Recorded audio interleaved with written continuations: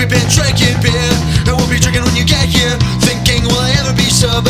Hoping this will never be over. And I'm drinking beer, and I'll be drinking when you get here. We started drinking liquor, so we could get drunk. Yeah. You sure? I'm sure. It's been a little while. It's been a while. How long has it been since we podcasted last? Months. It was pandemic was happening. And it's not still It happening? still has. We were in pandemic. We were just doing virtual. This is exactly the reason why I'm sitting at the we're at the corner of edge, this table. opposite That's ends. why. Yeah. So how you been? Not too bad yourself. I have been all right. Keeping busy, that's for sure. Yeah. But I've been excited to do this podcast. I feel like it's been a little while there. It's been Yeah, a little too long. Yeah. So now we're way behind of like Rusted, Robot Guys, and some of the other. I gave up on catching up with those Yeah, guys. they're way That's- ahead of that's us. They're not just they're kicking our ass. There's no ways we're catching up. They are. You know what? They're awesome. They're way better than we are. Well, just their stuff's funny and like I don't know, it's entertaining to listen to. It is but yeah, good. It is good. We're just, yeah. but then us, we keep wanting to be the political guys and just Well, they too stay lazy. on topic. They We do. don't. I know they do. Stay on. We're, yeah, I don't know. This could be like a whole like self-flagellation there. But this also could be, hey, maybe this is a quick, hard reset. We're in a new location. Perhaps, yeah, that could very well be the case. New location. This is Corey's studio. He sprung, decided to buy some retail space, and we're now in it. So when's my rent check due? We'll see. Actually, no, we're my new digs. Yeah, this is your new spot. It's nice. It's nice and cozy. I Yeah. feel like when I turn off the back lights there, it makes things a lot more, the atmosphere a lot Want warmer. to get the fire going? Oh God, no, not right now, not yet. I'm not ready to give up on the fall just yet. This cozy isn't that just like realtor talk for small? I think so. Yeah. That's like a Simpsons joke, right? It's like Well, I've been it's awfully small. Some would call it awfully cozy. Well, I've been watching Modern Family, and Phil Dunphy Yes. always talks about different things. And Yeah, for a network show, funny.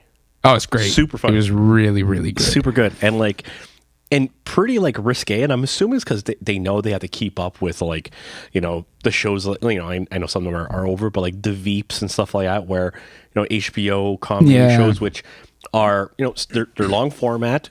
They're playing essentially primetime just on HBO, but they're they have no limits. So like the network shows who are still kind of handcuffed by every form of censorship possible, Yeah. they have to try to push the envelope a bit, and I find that they're doing pretty good. In Modern Family, Yeah. like how far are you into it?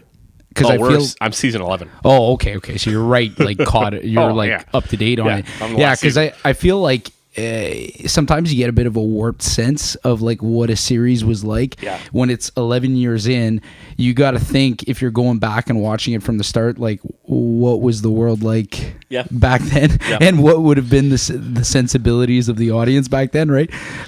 Which is kind of depressing to start to think that that's the way we're looking at TV shows that debuted while we were in our TV watching age. I feel like I'll watch a show that, one of the older episodes of like Family Guy or something like that. They'll make a joke and I'm like, oh man, that would never fly today. Yeah. And well, I mean, Family Guy is still making some pretty crazy jokes, but you get the sense that you're watching like All in the Family. Oh yeah. from like the 70s, right? It's crazy. And I'm just, I'm going to get something brought down, maybe and I get the same thing, with my students. So my students are essentially usually pretty well born year 2000, 1999. Like I have some mature students, but I have some pretty young ones. Try to bring up and explain to them the revolutionary item and product that was released in 2007 called the iPhone. These kids were like 5 and 7 years old when the iPhone was released. So I'm trying to explain to them game-changing innovative products. Oh, as part of like a business. Yeah. Okay. I understand. And you try to talk about that, and it's like, you got to understand what phones were like before that. And they're just looking at me like, what are you talking about? And like, they don't know what RIM is. They don't know BlackBerry. So explain to them a BlackBerry. They don't know. They don't understand the reference. Yeah, because they were too children, right? Like they grew up in the era of a always phone a being, smartphone. Always a smartphone. and the smartphone really iPhone became the sort of prototype for every other smartphone. It's like your anyways, mom right? calls every video game a Nintendo.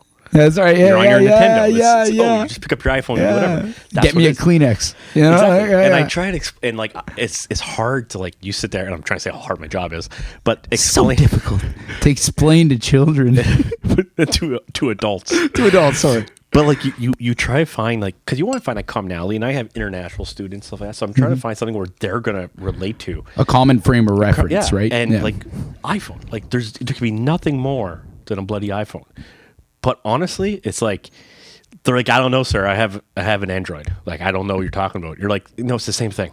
It's the same thing, and they're very. Oh, so you're using the term iPhone interchangeably with smartphone? I straight up use it for Apple. I try to explain to them like, okay, you got to remember when the iPhone was released, what other cell phones were and what smartphones were considered.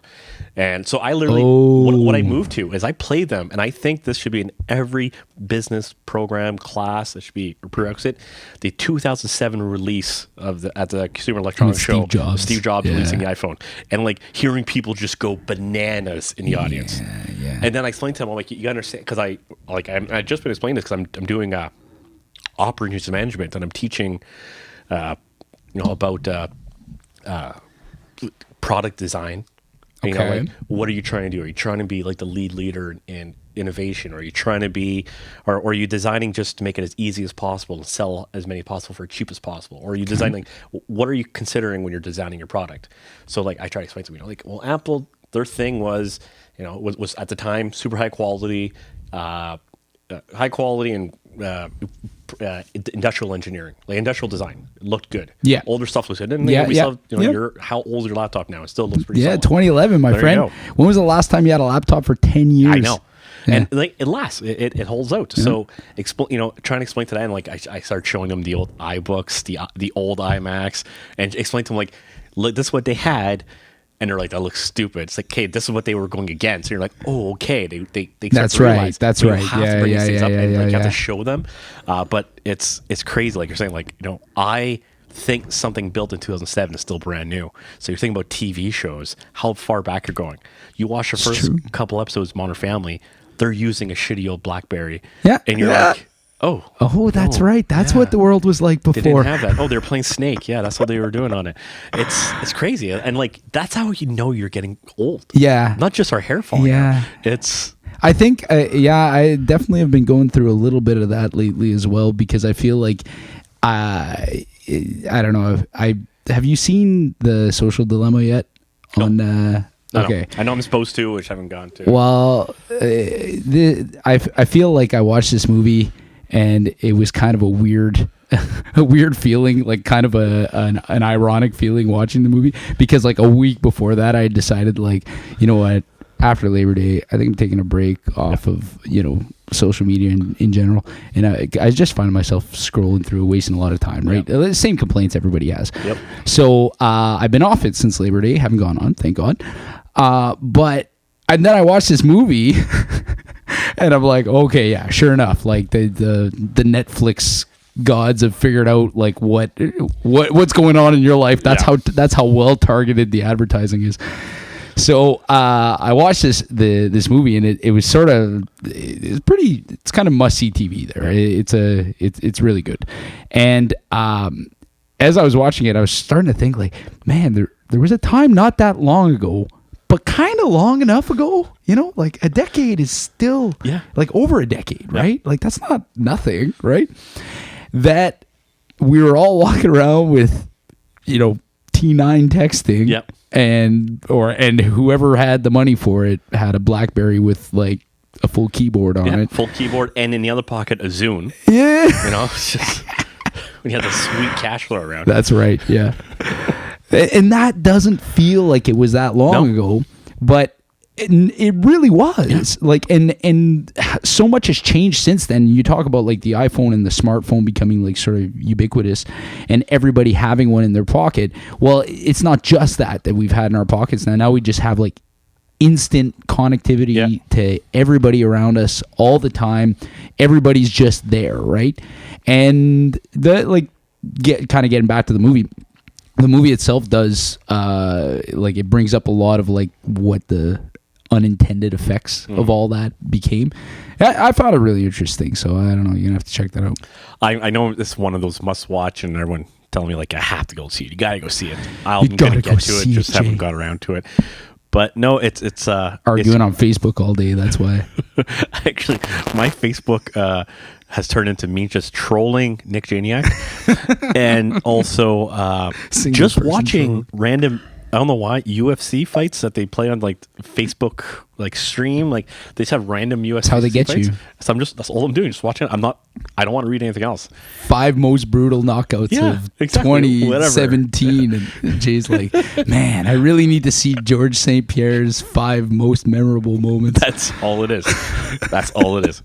No, but it's great. And like you're saying, 10 years ago, it was like. It's not that long ago, and it doesn't feel like it, but like I still see, and like we both talked, we bought some stupid toys this summer, and I see stuff like a 2002 whatever. I'm like, that's pretty new, brand new. It's like brand spanking new. 18 years old. It's legal itself. So like we're in 2002, we were in high school, like that. But I think it's the fact that like 2002, 2003, when I started like thinking of cars, that was a brand new car. Of course. That was coming out. Yeah. So I was like, so that's always been a new car in my head. Because even when I got to college and started making some money working in the summer, I still wanted a car, and something that year was still new. Yeah. It's like, that's only a couple years old. No, that makes that couple years sense. Old continues. Exactly. And like, I think there's probably that frame of reference that anything that's ever a new vehicle is always going to be the year of your first vehicle, unless you got some kind of like you bought some like 70s classic car as your first vehicle. But most of us were driving around like 2003 Corolla, right? Cavalier. Cavalier. Cavalier. Best sound system in the world, though. Or not. Yeah. The best thing, like, I wonder if these car companies think about it and look on the road of how many mid-2000 Hondas there are and Toyotas versus mid-2000 GM cars. Tell you right now, it's going to be lopsided one way. It's not going to be towards the GM and Fords. No, well, I would be inclined to say that you're right. Like, mid-2000s especially. Yeah. There's not. We were lousy with Cavaliers and Chevrolet Malibus, and I don't know if anyone in Pontiac. Pontiac G6. No, it was before that. Maybe before that. Pontiac. Oh my God. Regardless, that's gonna bother me. All that stuff. Yeah. None of them were on the road, and we were lousy with them. Yeah, and they're all gone. But you do. I'm sure you can find like a '97 Civic. Yeah. Oh yeah. And it's probably not. Like, it's probably not $300. Yeah, exactly. You're probably gonna pay 4 crazy. digits for it. And like, what do you think about if you're a company saying like, oh yeah, that's the shit we make or made, and it's like you always gonna have that. Like, if you think quality, you don't think GM and Ford. That's right. You still don't. Well, okay, I'm gonna tie this back to what you're talking about, Apple, right? Yeah. Laptops, sure. Yep. I don't know how many iPhone 3s are floating around out there still. Yeah. Right? So if you're a company and you're like, there's obviously a business model to be had around building vehicles that eventually do their time, right? When you want to build a Pontiac Aztec, you will build a Pontiac Aztec.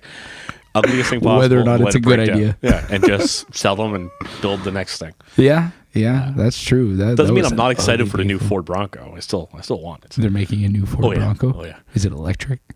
No, but it's the first one they were showing was white. That was the first, like, when they were doing the release thing. Kind of a little on the nose for a Ford Bronco. a white vehicle. Yeah. White Ford Bronco. Just driving down a highway. So we're on the 10. No, I like vehicles like that. It's funny. I don't know. I feel like I have this discussion with people about vehicles a lot. I find like I've never owned or never driven a brand new vehicle. I've always bought used, and I feel like you get a lot of value out of buying like a used vehicle. Yeah. And if you look for specific vehicles, specific brands, you know, kind of like, or makes, sorry, in like some that we're talking about, you're almost bound to get much better value out of your vehicle. Yeah. And I'm talking about this as somebody who like understands zero as far as like the mechanical quality of vehicles. I'm going on my own track record. That's all here.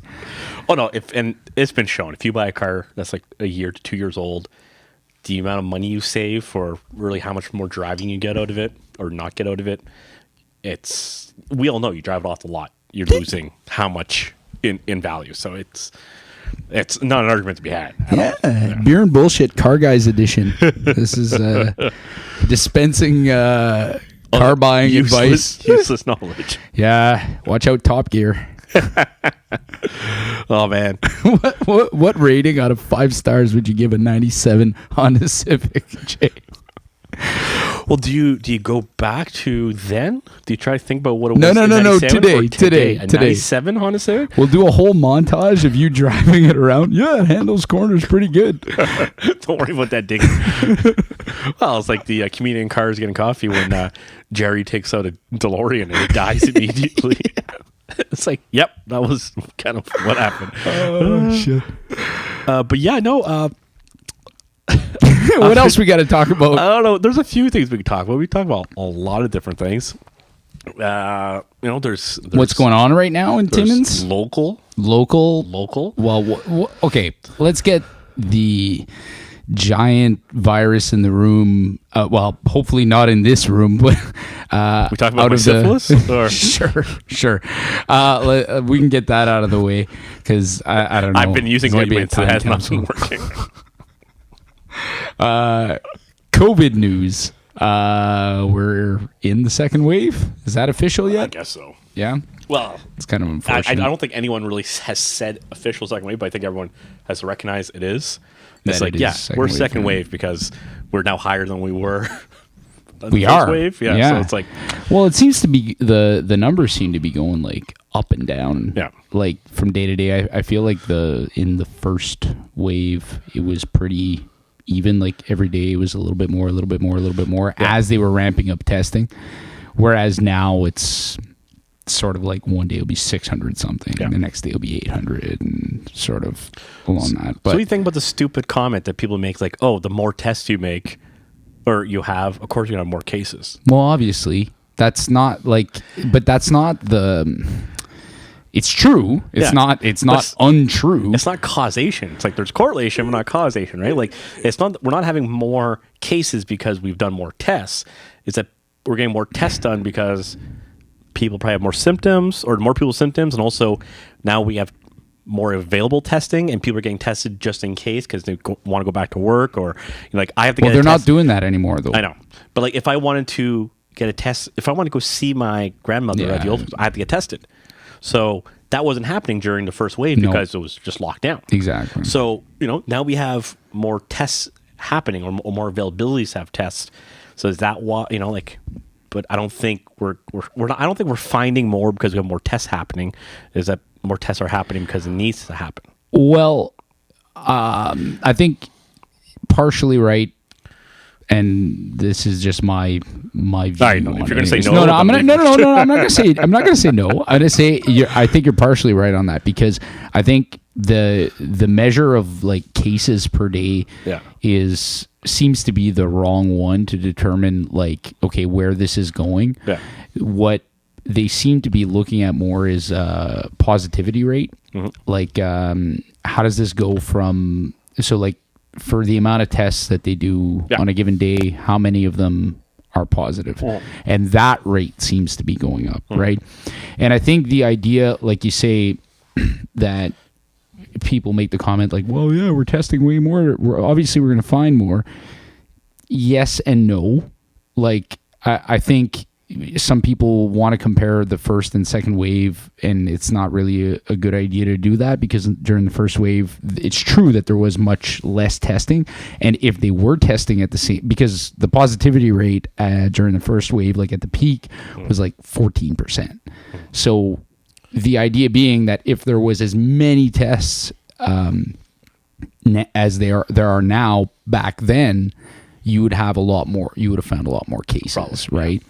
So it's not that this wave is worse, it's just that it's different, and it's still concerning because that positivity rate seems to be going increasing. Up. Exactly, right? Yeah. So it's either that our number of tests per day is coming down, which it actually did, right?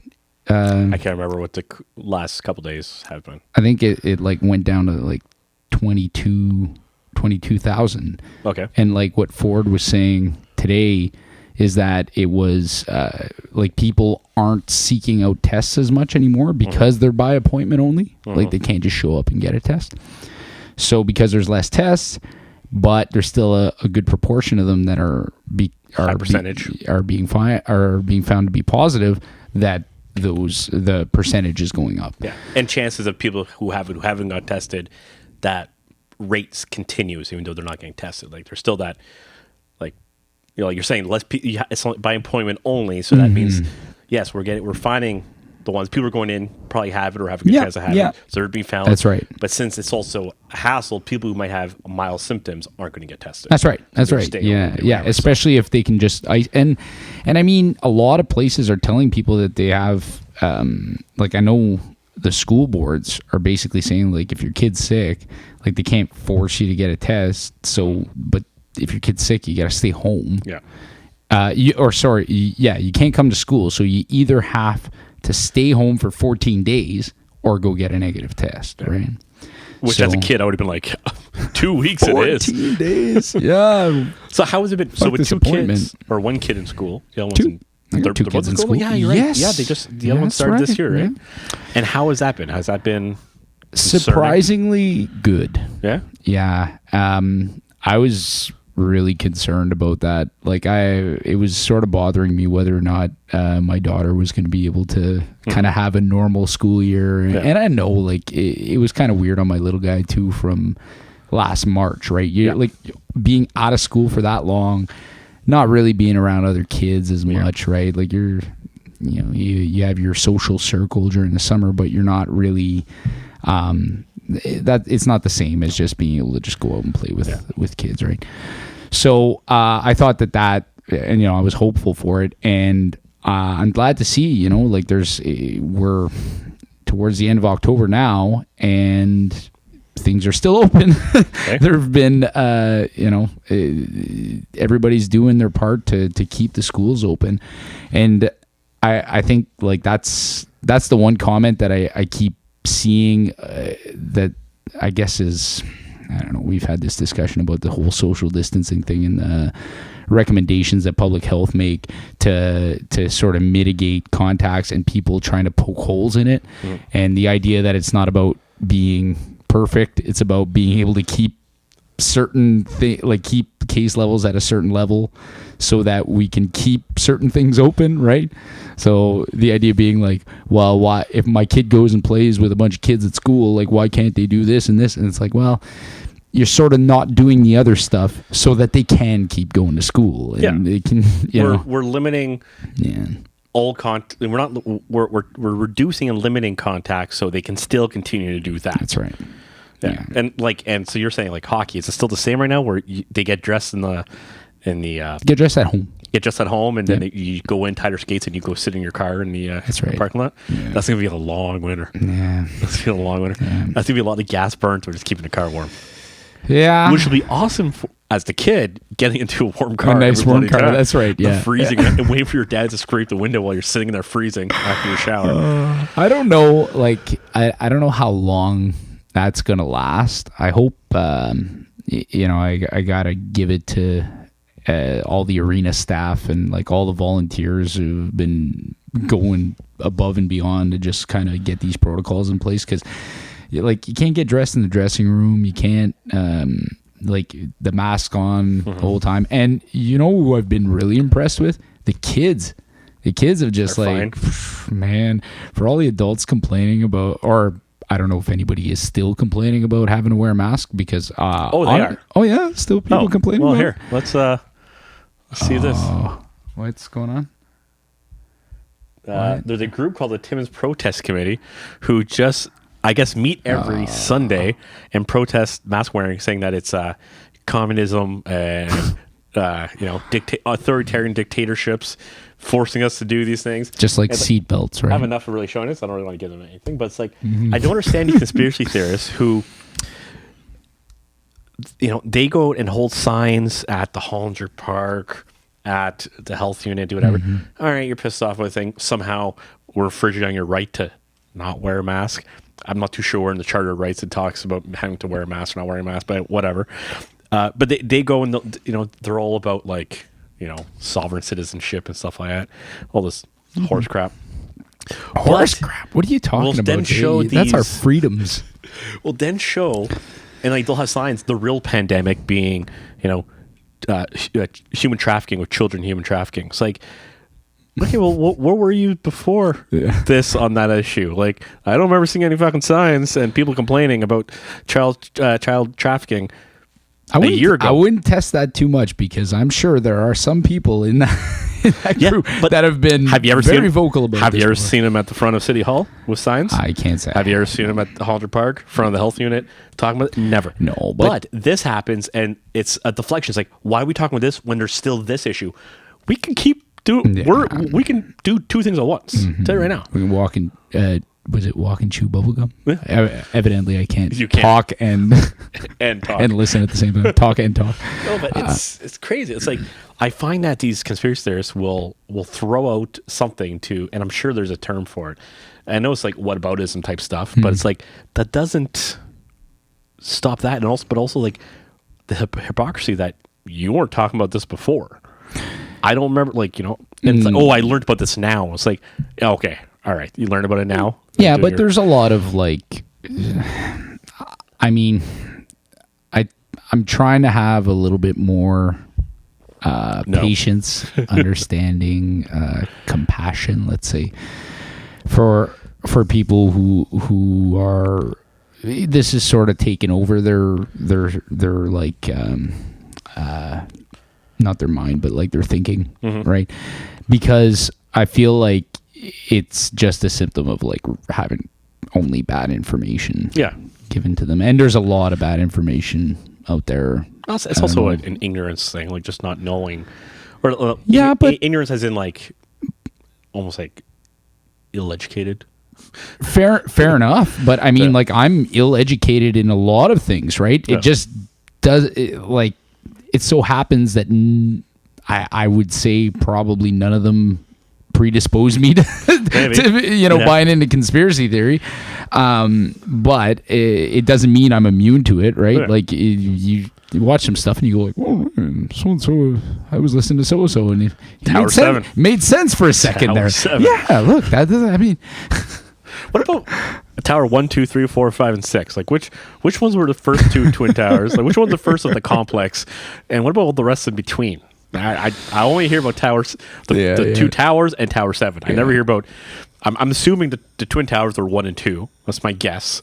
I'm not sure what the map is and what the actually 3.5. Ooh, too soon. Yeah. But like, which one was 3? Like, was there 3, 4, 5, and 6? Are those still there? Were those actual towers? Because everyone talks about Tower 7, but it's like those are the botched ones. Yeah, why are we not thinking about the other ones? I don't know.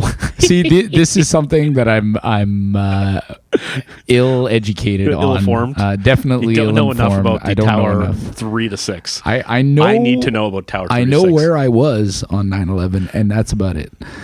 I was going to say an inappropriate joke about something in high school, but I got nothing. No, I definitely was in high school though. But I was. Know you were. I remember I had a spare that morning, and I walked into the caf, and somebody was talking about like, cheer about this. And I'm like, what the fuck's going on? And then I remember like some people really, really freaking out in Timmins, Ontario. Like, and you're this is the end of the world. Do world. you know where this place is? Well, I mean, like.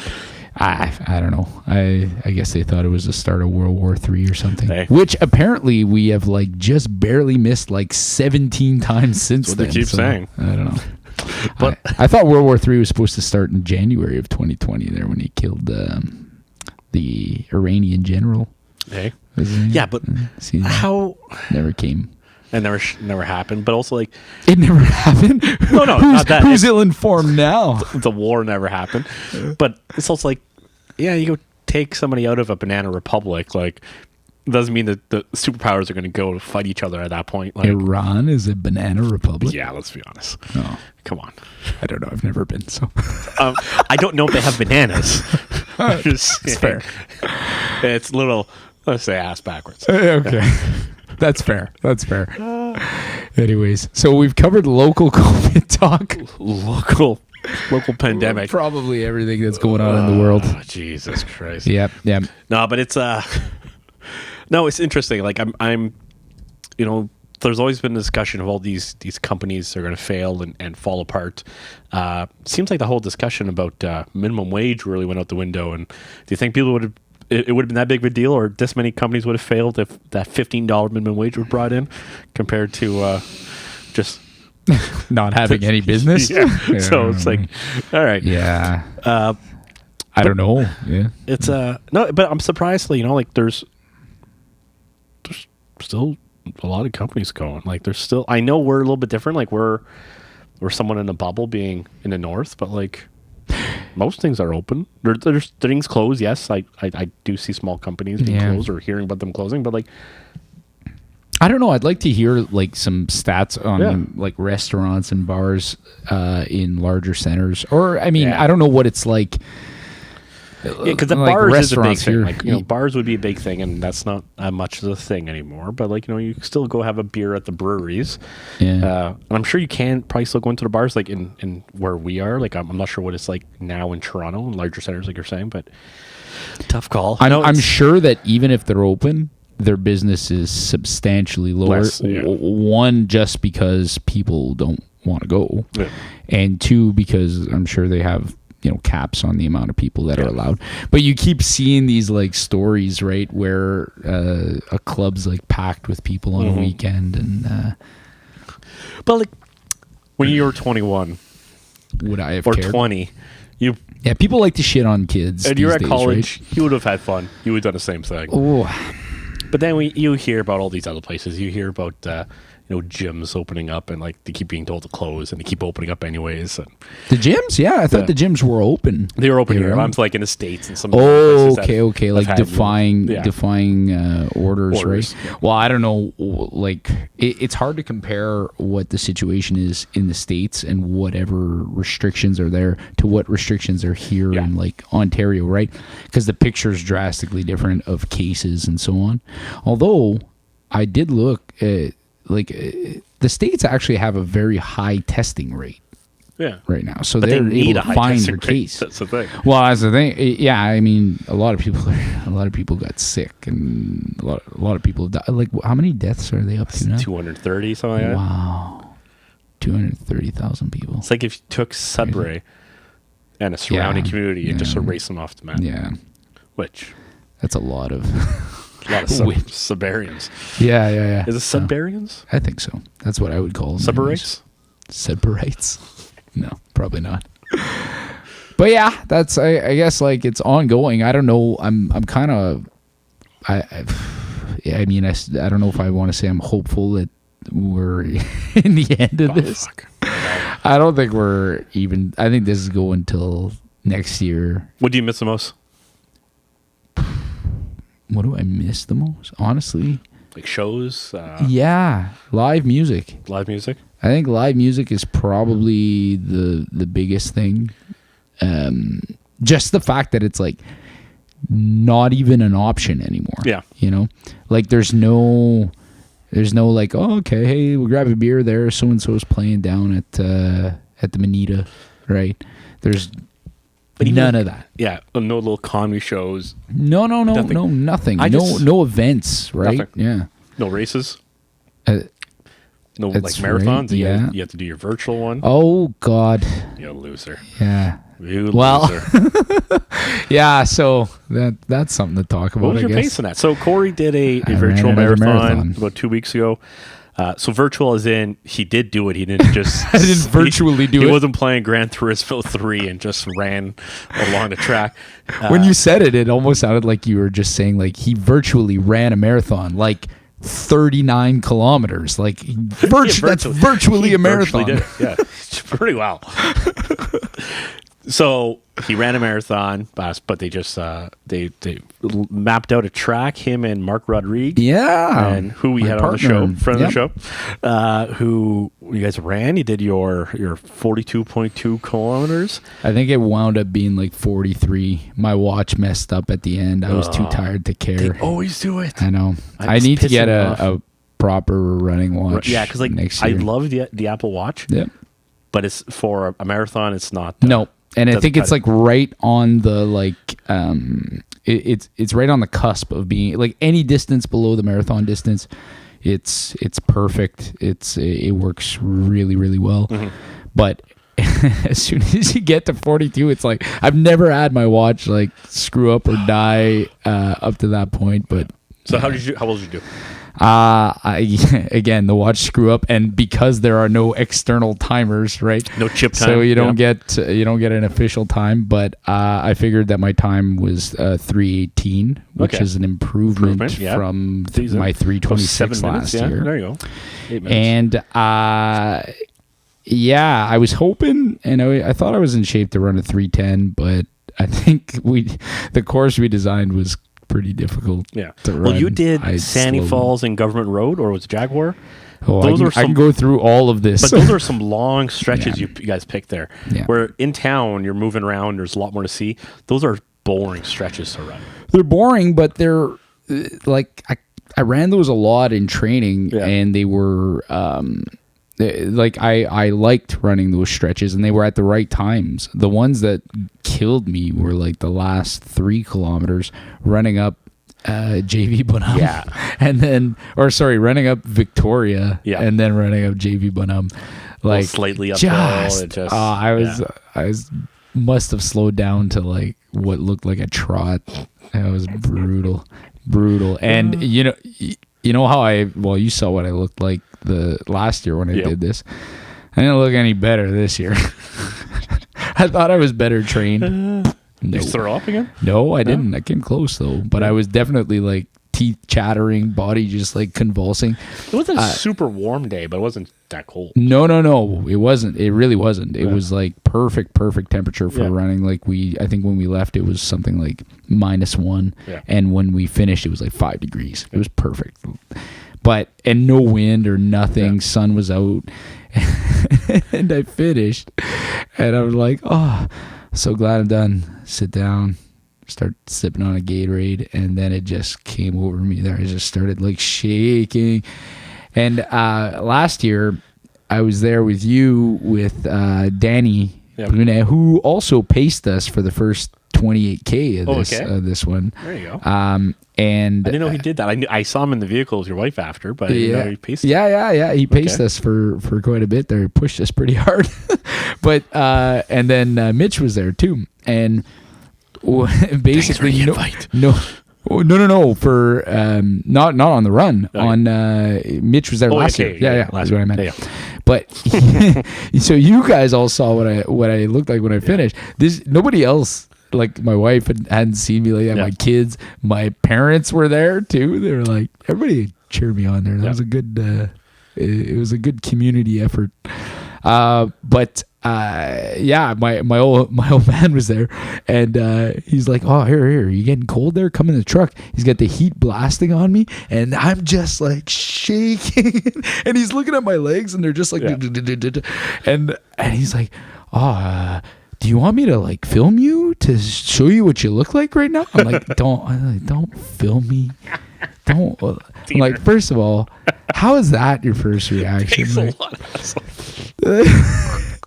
He wasn't laughing at me. I think he was legit concerned. But it was funny that was his thought was to let me film you to show you just how like ridiculous. Maybe I should. And we thought about meeting up at the park where your finish line was. Oh, okay, we were talking about like and we're like, Actually, by the time we got home from our walk, You would have just been laughing we were at like, me. but like I would be like, no, this is fine. Like I've seen this before. Just seen let it. him He's do all right. whatever. Well, that's what Mark said. Mark finished looking a lot better than me, Yeah. and he comes across the line waving, and hey, right on. And then I'm there just like roll down the window. Good job, Mark. he comes over, and my dad looks at him and he says, "Is this normal?" He's like, "Oh yeah, he'll be fine." Yeah, I think I've got some rethinking to do when it comes to fluids and because you can do it physically, you can do the run. but Oh, of course, there's something missing in it. Yeah, it's definitely. I mean, I didn't really eat anything on this one, and like drinking like I drank whatever was in my bottle, and my wife had stopped at a few stops to hand some Gatorade and some water along the way. But I definitely could have used some more calories. But you also think that I'm assuming the physical part, but do you think mentally you think it was harder to do just kind of a solo type of marathon for that if you really wanted a good time, or do you think that race day high with running for everyone would have been better? Yeah, definitely the race day would have been much easier to get that sort of like adrenaline going, because I think one of the things that, and this is how I explained it to my wife too, when I got the note 2 weeks out from the race that it was canceled, which was the biggest bummer. It wasn't that it was canceled. I was sort of anticipating that this race, the Train du Nord, and I totally understand where they're coming from. It's we sort of knew it was going to be canceled. I just didn't know that it was going to be canceled 2 weeks out, and I probably wouldn't have spent, as much time at the track, which I guess to some extent, the fact that they only canceled it 2 weeks out kind of forced me to train and get up to that point. But when I got word that it was canceled, it felt like it was like a bunch of misplaced energy. Like I didn't know what to do. I was something else. Like what do I do now? Yeah. Like do I still go finish all my taper runs? Do I go and and do I plan this, that? And eventually, once I sort of got past it and accepted it, I was like, all right, let's go. Yeah. Let's run this. And I think at like kilometer 38, I sort of said, whatever, fuck my time. I don't care anymore. I'm so exhausted. It's a difficult thing. What am I drinking here, Corey? Oh, what you're drinking tonight, what I'm obviously not drinking. I'm kind of jealous a little bit just looking at that. But no, that's okay. Little nip. It's a lifestyle change. But what you're drinking there is the, oh my God, Sumac Goes from Compass here in town. This is new. Norm explained it to me, and he gave me a bit of a rundown of what the beer is, but it's the Anything Goes sour with the lemon drop hops. Mm-hmm. But there's wild sumac in it. What's sumac? Sumac is like a wild herb of some kind. He explained it to me, and he said I guess their brewer's parents went out and gathered some sumac. I don't know. My parents seem very much into sumac. Into like harvesting stuff and finding stuff. They seem very into that. Well, sumac is one of about 35 species of flowering plants. I don't know how to say this. There you go. But anyways, it grows in subtropical and temperate regions throughout the world, especially in East Asia, Africa, and North America. So that's probably everywhere. I guess so. Yeah. So that's what it looks like. That's right exactly what it looks like. There you go. So you got some of that in there, and apparently it makes it taste a little more tart. So I don't know. Is it any good? I think it's pretty solid. Yeah. What would you give it as a sour? As a sour, I gotta say, Compass has their shit together when it comes to sours. Their Goes is pretty good, and their blueberry Winter Blues, solid. They're pretty good. Of all their sours, let's say if their best sour was a 5, or no, I should keep it the usually thing. We usually rate 5. 10. Oh, we up to 10? Was it 10? I don't know. It's been like 4 months since we've done one of these. You know what? And I really want to make it a point to start doing more. Okay. I know there's people who we were talking to have on the show. Some people who are offended that we haven't asked them yet. Well, that I asked and then it kind of just fell through. I know Mr. Angus was willing to be on. But anyways, let's say I have a 10 for a sour. I give it a good solid 7. Wow. Okay. Yeah. I 7. I have to see like it's not even 3/4 good. I think 7's a good score. Yeah, if I got 70 in school, I was more than happy. You're a punk. I think they've had a couple better ones, but it's not. Okay. It's not poor. It's not a bad sour. Where do we have? Oh, you weren't here for that. I got some sours from what was the place? Blood Brothers. Okay. So Paul's brother brought some, and they were. It was delicious. And I'm not shitting on Compass, but they were bloody insane. Yeah, definitely. Like the local breweries, the sours that they've made have been great. Yeah. I think one of the things that sort of skewed my perception on sours is like when we went and did that brewery tour for your bachelor party, Bellwoods and stuff like that. Yeah. And we went and we tried so many different ones. Like, man, there's a lot of good stuff. Yeah. That I don't remember how many we did, but I know by the end of the night, like it wasn't even that late for a bachelor party, and we were all like, "I'm ready for bed." Yeah. Yeah. No, I wasn't even drunk at all. Like we were done. It's back in my drinking days. We weren't even like, but like we weren't drunk where you're like we're falling over. No. We were just so physically tired. Like, okay, man, I've eaten too much food. Mm-hmm. We've had how many liters of beer over 18-hour period? Man. I'm ready for bed.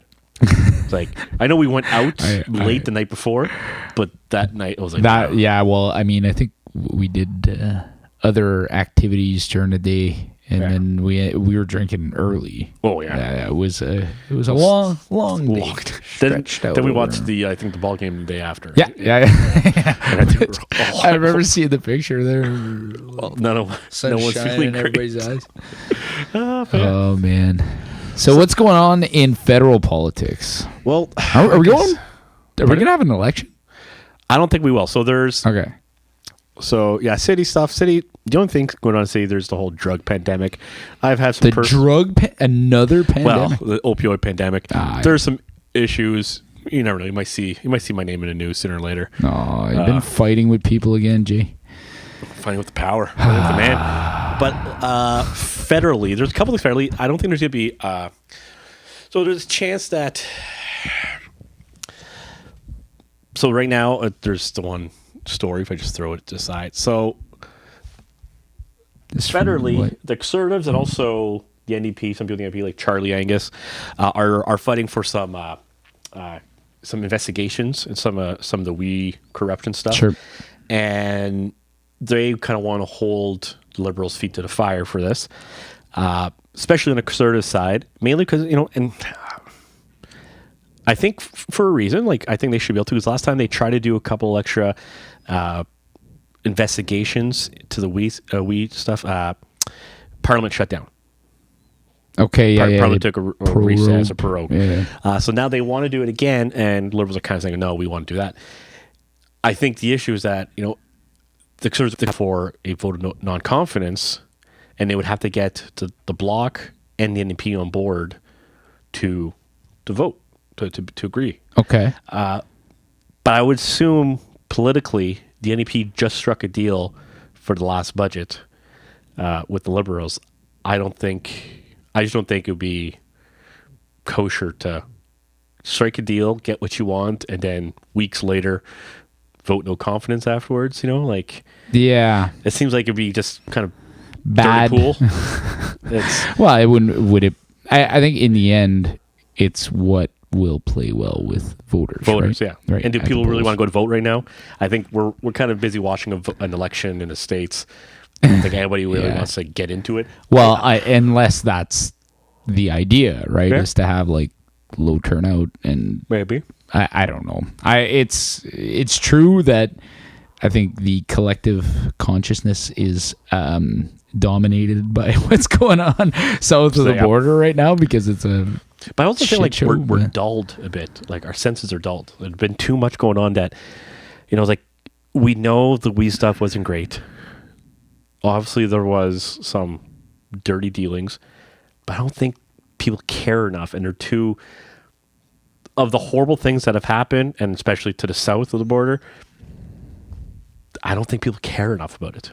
You don't think that it's okay? You don't think it's enough of a big deal? I think people who don't like Trudeau and the Liberals don't like Trudeau and Liberals, and they'll never like them. Never like them. This corrupt thing won't change that fact. No. Okay, and yeah, Weed Charity has shut down, and they're closing a bunch of stuff, selling their assets. Like they fucked up. Yeah, and the Liberals did some horrible stuff, but I don't think it's really that. I don't know if it's that. Like they pay these people to run and take care of this like money and to give it away and blah blah blah. But like I don't think, and I'm saying blah blah blah as if I'm just trying to go over it, but I don't think people care enough about it. You think that people, especially now with the like, what's it called, like what's going on down south, right? Like we are now at a point where people are so numb to it. Yeah, right? I think that's what it is. And this isn't a big enough deal. Yeah, we have other fish to fry. Yeah, we don't care. Yeah, which I think leads. It's kind of sad, though. Yeah, it is. I think, for lack of a better term, that kind of leads us into a next story federally. Fish to fry. Yeah, the Micmac. This is an interesting political thing.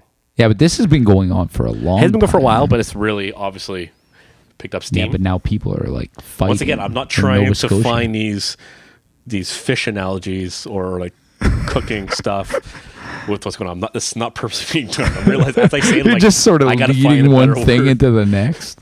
So no, it's crazy. So the lobster fishery. So like, I have an opinion on this. Okay. And I feel like you're going to tell me I have. But I want to hear what you want. Unpopular opinion. No, that's actually not unpopular. I don't think it's unpopular. So like really the issue is, so people who don't know, essentially there's commercial fishing on the coast, Nova Scotia, fishing all the time. So all right. So we're back. Okay. Yeah. Okay. So you want to know? So just once again, we'll explain what's happening. So obviously, coastal fishing. There's commercial fishing happening. The Micmac, First Nation tribe or indigenous group, they have treaty rights, which allows them to fish outside of season, and they're allowed to sell what they fish to make a modest living. That's right. Or moderate living, however you want to say it. So obviously there's been some brouhahas happening. I guess some people lit fire to some of the First Nation boats and equipment and warehouse type stuff. Yeah. So it's gone a little nuts and it's getting a little out of control ish. It's been going for a while. I 100% agree and support Micmac treaty rights and all First Nation treaty rights. Hey, that's first of all they were essentially taking everything and given something very slight something. Here we'll be like, come on, kind of horseshit. I do think it's hard to really assess and what makes sense to be a modest living or moderate living. Also, can't I have a moderate living if I go into business with 15 other people who are part of my First Nation group, and we start our own company and we split the profit? What's set? Yes, the company might make millions of dollars, but my portion's of moderate living. It's not saying anything else.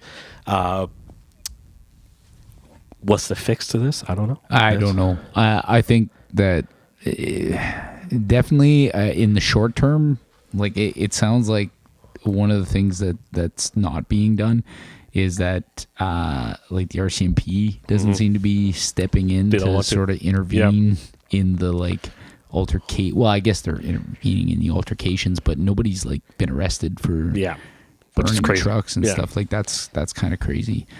Like it's not that the people that are pissed that it's not like they don't have some grievance here, like, right?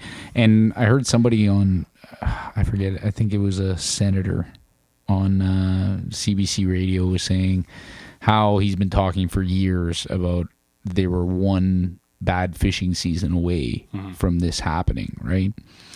And that's all that needed to happen is some people just needed to not make enough money and find a scapegoat. That's their scapegoat, right? Yeah. And I mean, it's it's true that, like, what do we need here? Do we need better supports for fishermen, like non-indigenous fishermen that are that end up experiencing like a bad fishing season, right? Like, do we need better supports, like for a supply management system for them, or no matter what, they get they'll stay in business. Yeah, something to support them through bad unemployment years. fisheries. Unemployment fisheries. Beneficiaries. But fisheries. We'll call it unemployment fisheries. Huh, pretty solid joke. That was good.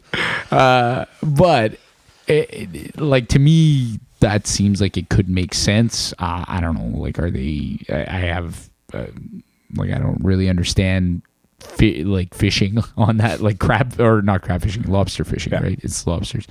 But definitely there needs to be, like, whenever there are these overlapping concerns, and I think we don't really get that here. Like, any kind of analogy might be like people who fish, right? Or hunt out of season. Yeah.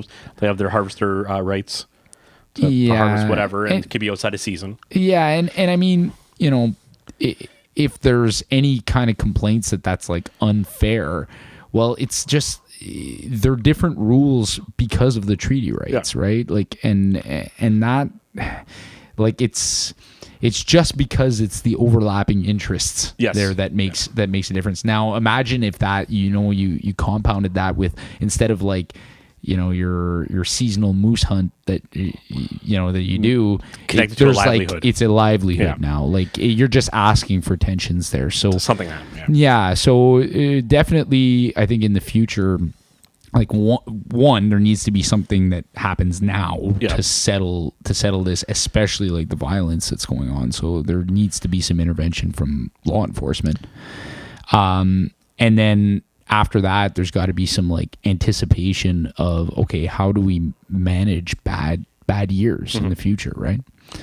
So I don't know, that supply management idea, that I don't know how workable something like that is. Yeah, but that seems like it would seem to make sense, and I think I would agree. I think something needs to happen. So but like, you'll see some stats, and like, you never know how accurate some of these stats are, showing how much these commercial fishing companies are making per year, like profit. Like, are they really making that little, that much? Who knows? Like, some of them say they make all this amount of money, yet these a modest living is only $50,000 type thing. Like, who knows? Like, I don't know what the comparisons are. You mean like the commercial, like lobster fishing companies out there, like First Nations? No, like the non-indigenous, the ones that fish in season. Yeah, right. Okay. So I'm and how accurate is it? I don't know enough of the numbers. I don't know enough of the stats. To me, if somebody is like showing up there and attacking people and lighting people's trucks on fire, like, I'm gonna assume that it's probably related to like whether or not they're gonna eat something. I don't know. If it's not, then some people need to be. But then, because like what you start seeing online is it white supremacy? Is it it's literally, is it racist tactics happening? Also, is it also just, are these commercial non-First Nation companies making a bunch of money but paying their workers shit? And so the workers who are getting paid nothing being told, well, it's because we have these other issues that we can't compete with these guys, so they're getting laid off, but really the company's not really taking the hit, but the workers are. Is that happening? Like, most of the time, I think like racism becomes the scapegoat, right? Like, or I don't know, like racial tensions. I don't know how to say, but like whatever you can do to blame this on something else, and it's like a simplistic sort of scapegoating idea that you can jump to. That usually is the easiest thing to grab onto and easiest to sell. Stuff. Low hanging fruit. So like, we don't know how much of that is actually going on. Yeah, that's how much is that? How much is other? But like, obviously, shit's getting real. Yeah. And like we don't see that here as often. You know, like you're saying, hunting out of season. You know, moose hunting. You know, it's much more. You know, I don't think as many people around here hunt for sustenance for their only form of sustenance. I think some people do. Maybe, yeah. You know, like, hey, a moose will last you A long time. A long time. They'll feed your family. Yeah. And you know, Paula will talk about her mother. That's what they grew up on. You know, Yeah. Like, but yeah, you know, like, yeah, that's there, but I don't think to the same degree. You know, it's not a commercial thing. It's interesting though, because some of my First Nation friends, they still go moose hunting during moose season, like during hunting season. Like that's when they go, is during season. I'm assuming it's like there's something It's to probably it. tradition too, and like I don't know. I'm sure there's something about hunting moose in that season that makes it more likely that you'll get one, or they're bigger size. You see them on the highway in June, so I know. It doesn't. I don't know. Maybe there is some advantage to hunting them during the fall. Like, yeah. So there might be advantage. I wonder though if there needs to be, and is there an argument about conservatism, conservancy of animals, like so sustainability. So like conservation. Conservation. There you go. Conservatism. I'm like, oh, yeah. okay. Well, so conservation is the greatest form of conservatism, conserving the environment. But so like conservation and sustainable practices of hunting. So not hunting out of season. So you're not hunting in mating season. You're not hunting in certain seasons to allow them to produce. And should, and that's the thing. Like you can't, and it's a weird thing to try and say. Like they have their treaty rights. They are entitled to this. It is legal. That is their right, and it's also a traditional and cultural practice. Sure. So to tell them you got to limit this and do whatever, kind of like, all right, well, we've already kind of forced some things upon them already. I don't think they should be. Yeah, but I think that's a little bit of a flimsy argument, because I feel like anybody who's like looking at this as like, oh, this is a deal, this is a favor that, like, I don't think favor. I think it's legal right. Sure, but I'm talking about the other side of the coin. Like anybody who's using that as like an excuse. I feel like it's, First Nations have just as much of an interest in preserving, if not more, especially if you're relying on that to feed your family and for sustenance, right? They have just as much of an interest in preserving wildlife and wildlife management as non-Indigenous people. 100%. And that's what I was wanting to get to. Is there like I understand the idea that there's mutual interests there. Does the idea of hunting out of season fuck with like the wildlife management that's going on the other side of that equation? Quite possibly. But to me, it's not about saying like, okay, we're trying to do like the MNR is trying to do wildlife management here. You're not allowed to hunt out of season. Like that's not the solution here. Mm-hmm. The idea is more about like, hey, we have mutual interests here. Let's collaborate and work together as peers on this and try to manage the population of whatever moose, right? To make sure that we have abundance for generations to come, right? So, and there can be disagreements on approaches to that, but you can't lose sight of the fact that, like, and we want to sort of bring this back around to the situation in Nova Scotia right now. Like, maybe that's a way to look at this, right? Is understanding at the very least, the first step to this is understanding that there's there's overlapping interests here, right? So maybe that's the first step to people not lighting each other's trucks on fires. On fires. Hey. That's super French. No, it's Je m'excuse. No, it's crazy. I don't know. Like, I think it's obviously we're getting stories from both sides. Not really know what's going on. I think that the moment you take on violence like that, it really hurts your cause. Yep. And let's be honest, it's going one way right now. It's the non-Indigenous groups burning Indigenous equipment. So leaving with their they're just sort of confiscating the lobster stuff, taking and off, stuff, like their lobster. There's some stuff going on, like not.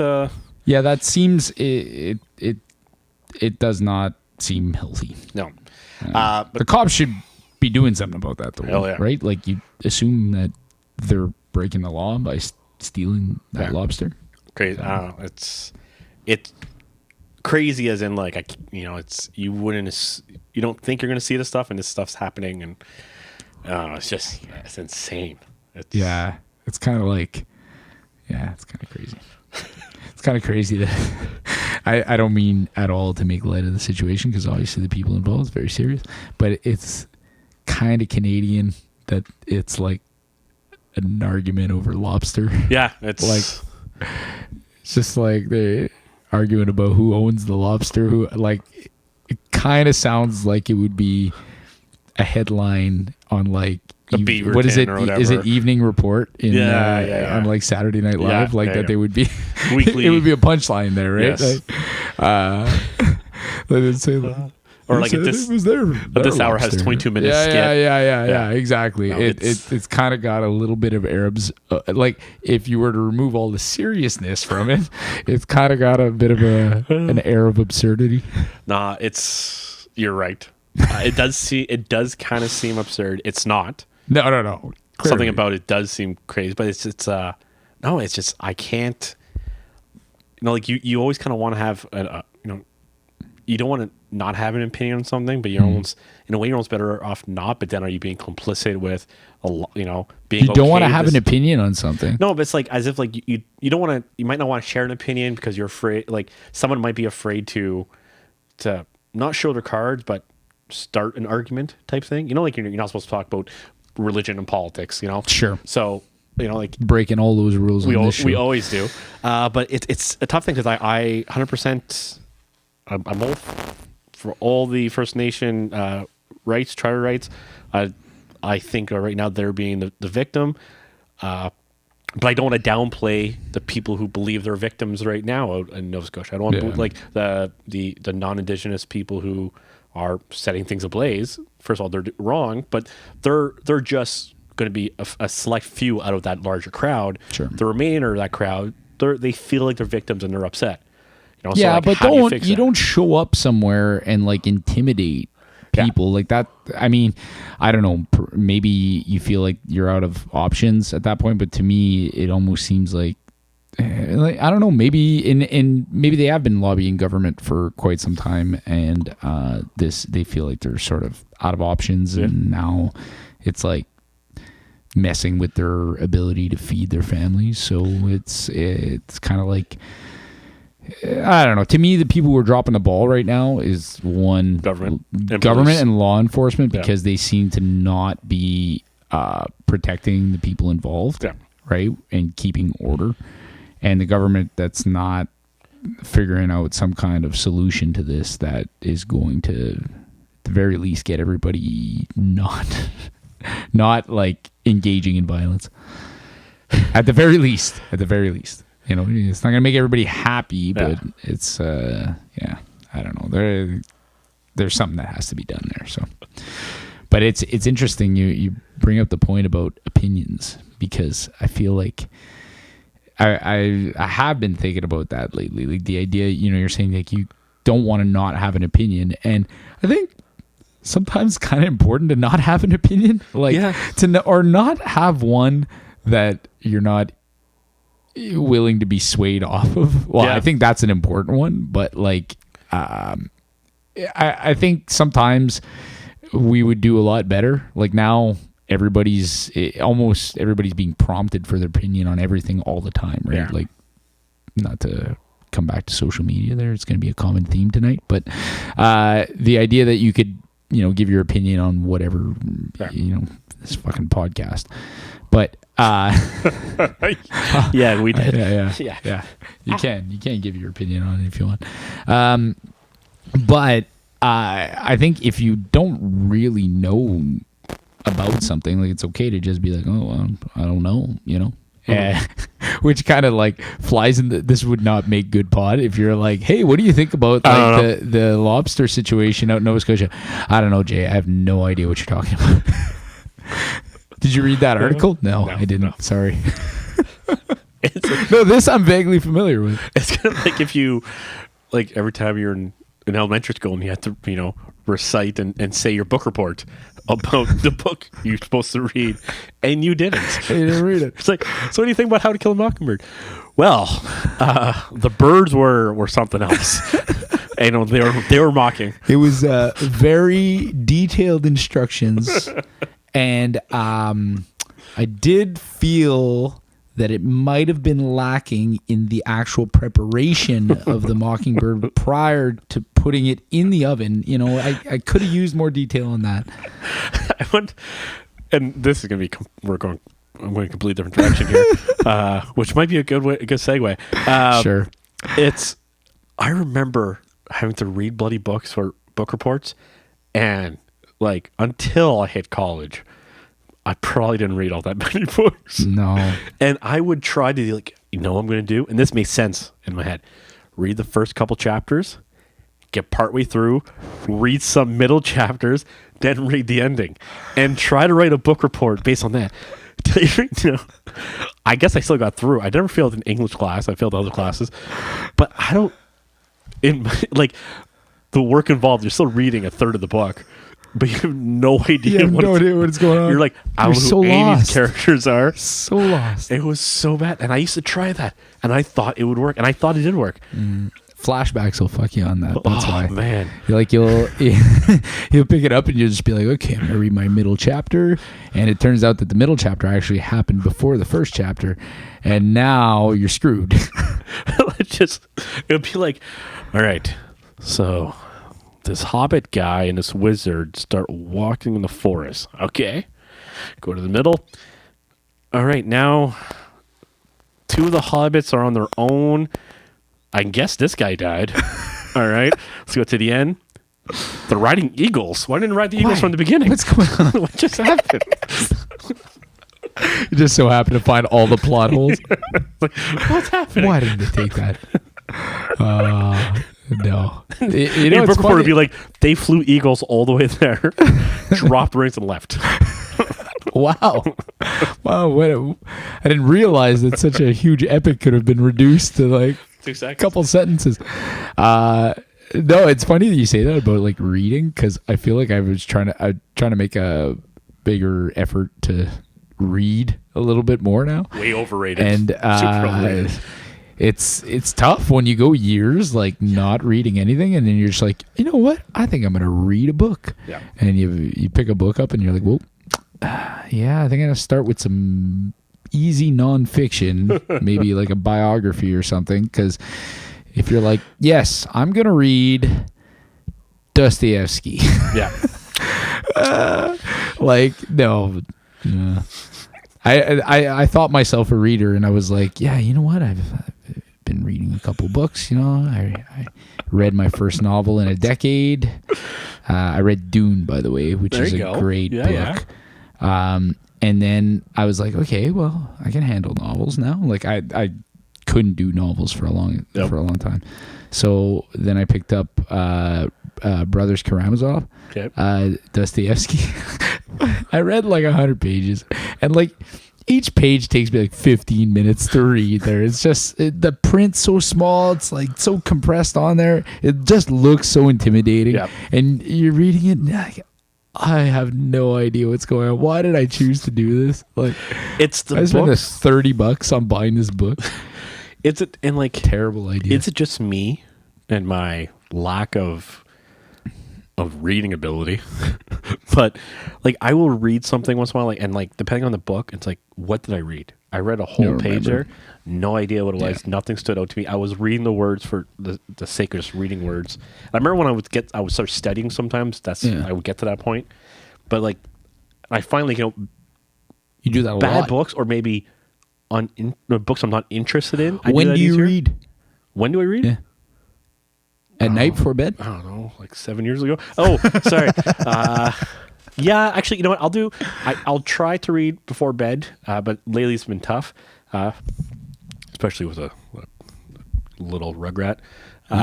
Makes sense. I was doing pretty good though. I was doing good afternoon reads for a while. Oh yeah. I decided to restart good old Lord of the Rings trilogy. Okay. And reading them in the afternoon was nice. Sun's out. I had nothing going on.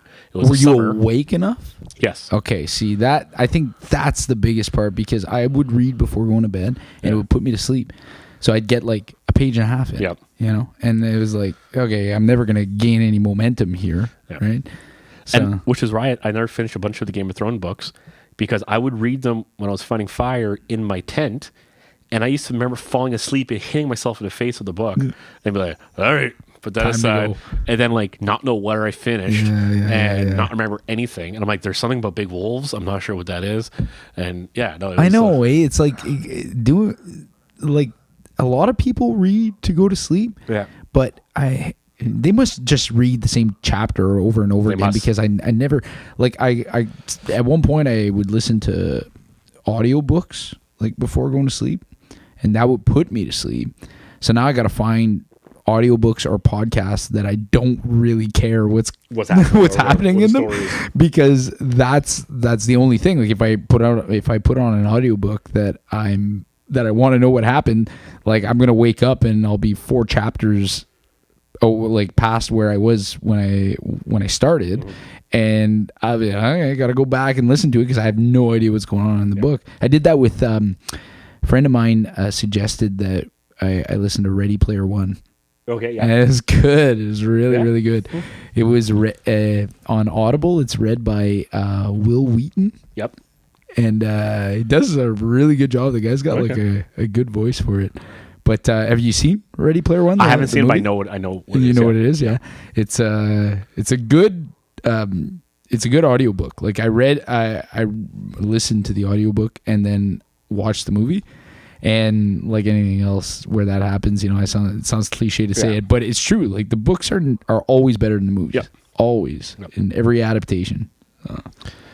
You end up you still have my Adam Carolla books, right? Yeah. Both of them? Yeah.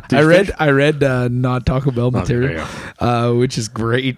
It's just the whole story, and I love how he has tangents. Yeah, and it's like, and the whole thing is like a guy with a top hat who's tanned. Yeah, yeah. It's like tangent.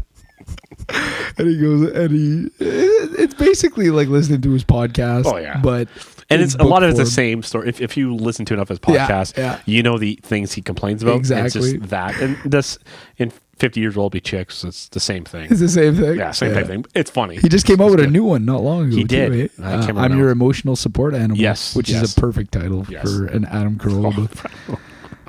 No, it's pretty solid. I fell off listening to his podcasts for the last few years. I found at one point I was getting kind of like too pro, like libertarian screw up, or just like, and he doesn't want to pay taxes. And like the argument, I was just like, I don't care. Like it was getting like it was that all the time. I'm like, yeah, all right. You don't like, the governor. I get it. Shut up. I'll just keep going. You don't like the mayor. I get it. Let's go.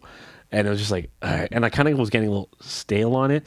But then I went back and we were talking about it there. Just we were having drinks a while ago. Just talk like I sent you the link of him and Norm Macdonald listening to songs. Like, God, it's fantastic. Yeah, it is fantastic. And he still has the odd bit of that, right? Like he'll go into like like the one you sent me where he's just going through Kenny Rogers songs. You got those songs are fantastic. Man, anybody who hasn't listened to that clip, So just look up Adam Carolla and Norm Macdonald. Listen to Kenny Rogers songs, and they break them down. It's the funniest like 6 minutes. I'm like crying, and you can listen again. You'll start laughing again. I'm laughing just thinking about it. But he'll have little bits like that too. But really, he's basically turning into like a grumpy old guy who's just like, I don't want to pay taxes. Like businesses need to have like, it's getting too much. Like it's less red tape, less this, less that. And I mean, I get that there are people like that out there, and I get that they're like, I don't know, I don't live in California, but apparently it's hell living in California right now because the but COVID shutdowns. But but you're still like living in fucking paradise. Like, That's let's true. be honest. That's true. You're allowed. You can have year-round homeless people sleeping outside your door because they don't have to go indoors. That's right. Yeah, That's I guess an advantage. I guess. Know, but I just about his podcast though. Like I stopped listening to the main show. Yeah, I listened to him and Drew. Yeah, Dr. Drew. And I find they do a lot more riffing on random things, which is a bit better. Love Boat. Yeah, Love Boat. Yeah, but one thing, TV shows from the 70s, right? Like they're but they used to do a thing like so when they used to do Loveline. Yeah. When they used to do a TV show, you can find just like the best of like phone-ins on YouTube, and he will talk about like they'll be talking to people and they'll hear the chirp in the background of a dying smoke detector, and he's like, "Do you not hear that?" And like they would do it and they would call it and like, and they always say like, "Yeah, how stupid you have to be to not hear the chirp." And now I'll see like videos on YouTube and stuff, and like I hear the chirp of the smoke detector in the background. I'll be like, "Stop it!" Like I can't get like my smoke detector / carbon monoxide detectors when we moved in. I guess they like I don't know if they put old batteries in because like they died within like 4 days we were here. But the second I hear that chirp, I know I have to rip that thing out. Yeah. And like I hear it, and you always get like the 1 or 2 chirps, and then you're like, "Okay, that's too regular of a noise." Yeah. Right. It just happens at too regular an interval. Yeah. To feel like it's really short, so it's very easy if it's the first time you hear it to think it's just like a random noise from outside, or like I don't know. I got cats in my house, so like they're always making random noises or whatever. It's squeaking. Is it on the TV? Toy. Is it a computer on the screen? That's right. That's happening, right. and it's the sound effect of the song you're listening to. But then you hear it again, and it's the exact same noise, and it's at a regular interval of time. It's like every 30 seconds, right? So you're just like, okay, no, I know exactly what that is, and you have to go find which one is it. Which one? Yeah. And I don't understand. I go to people's houses and I hear it, and I'm like, "Don't you hear that?" And like, what? And they don't hear it. And like, or they're like, "Yeah, it's chirping." It's like, at least take the fucking battery out. At least take the battery out. Like, at least do something. Like, no, it's but like, and have a non-functioning smoke detector. But it's still not functioning anyways. It's yeah, dead. good point. But it's just like figure something out. Like it drives me nuts. Yeah. Like I took them out, and we went to go pick some up right away because I was like, I can't. Like I heard it for like 3 times, and like we got to smash this thing. Like I can't live with it. It drives me nuts. But I can't understand people who can just tune that out. And that's one thing that they would go on about, and I agree with them 100% because like I hear that chirp and it drives me cuckoo bananas. See, that's the main. I think that's like the main. I don't know, the point that they. You talked about like Corolla's podcast becoming like a whole old man complaining about taxes and regulation and all that. And I think one of the central themes they sort of keep going around on, and like Drew comments a lot on it too, is just the idea of people like not taking responsibility for things, right? And like it'll always find like little microcosms of things like that, like when you don't replace the batteries in your smoke detector, and and instead of replacing the battery, you'll go years hearing it chirp until it stops. And like you'll just let it chirp instead of like going to the store, getting a new battery and replacing the battery. And that's like that's where all that stuff comes in. I find it like entertaining when it turns around into that kind of stuff, because it's less like old manny complain. It's more like get your shit together, like. But they used to have some pretty good stuff. I remember them calling people out on stuff, and like you go find some of those best of love lines. Yeah. They're funny. They're good. They're good. It's he used to be an angry dude. He still is an angry dude. He goes on like the giant rants but then like, so you've been listening to the Drew and Corolla show. Drew was on Fox not too long ago when the pandemic started. Fox all the time. But he was on when the pandemic, and it's literally saying this is not a big deal. Yeah, and I think this is the flu. I think he's had to kind of like eat his words a little bit for this, because it's like, of course he's had to eat his words, like it. And you know, but he's a clinical psychologist. I don't think he's not a. No, he's an MD. It's an MD. Yeah. Board certified physician. Yeah, Dr. that's Drew what they always say. You're right. But what board? I don't know what board this is. On board. All aboard the love boat, right? No.